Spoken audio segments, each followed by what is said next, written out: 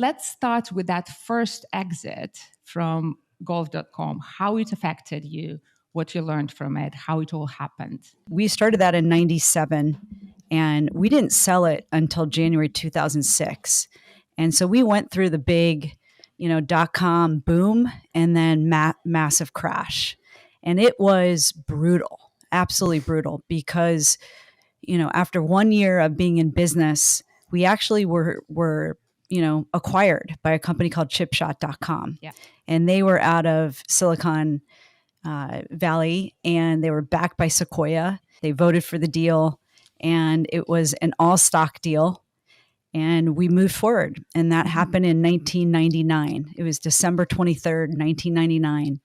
Yeah. By the spring, in March, we actually got a call from the president of chipshop.com telling us that Sequoia pulled out and they were no longer going public and the company was bankrupt. And then he delivered the news that there was no more money to pay our payroll or any of our employees.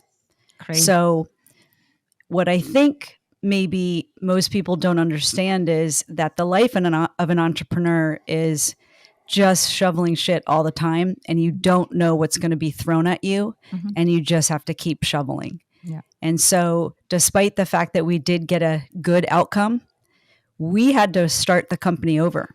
In 1999, which is when we sold that company, there were 300 IPOs that raised $25 billion, but there were companies like eToys that would raise, $200 million. The stock would quintuple in the first day.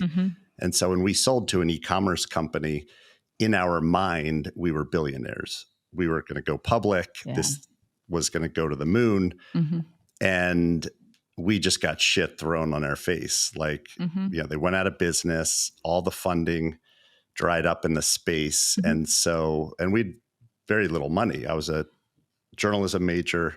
I'm 25 years old, didn't want to work for anyone else. And we're pot committed, meaning as a family, meaning Kass and I are recently married. We're thinking about our future. It's not like one of us has a job making money and the other is an entrepreneur. And I think, you learn so much more from adversity, challenges, failures than you did from success, even though you come out of success thinking you're brilliant.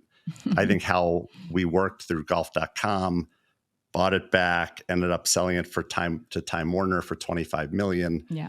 And then that put us on the path to starting more businesses. And then, ultimately the close to $1 billion exit to Salesforce. Why did you not stop? Why did you not consider safer paths? Well, let me, make something clear. After we sold to Salesforce, and I worked there for 4 years, incredible company. Mark Benioff, one of the all-time great entrepreneurs, definitely the entrepreneur of the cloud computing generation. I was tired. I had gained 40 pounds. I was cranky. I was traveling the world. And so I needed to take some time off, and I thought that I would potentially retire. I started painting. I started doing kind of what most adults call hobbies. Yeah. And I was miserable. And I didn't have purpose. Kass and I it wasn't the best time for our relationship. And after a lot of soul searching individually and together, we realized working is what we do. It's how we built the life. It's how we find our purpose. It's how we model what we do to our kids and others. And so we jumped back in. And so it took us, we had to fail. We had to succeed.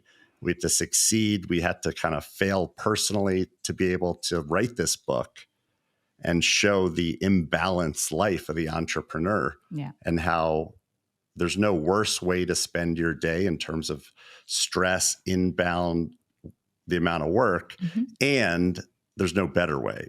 Yeah. So that's why it's Shoveling Shit, a love story. This is not a negative story. This is the story of hard work, grit, tenacity, and our love affair with each other and to entrepreneurs.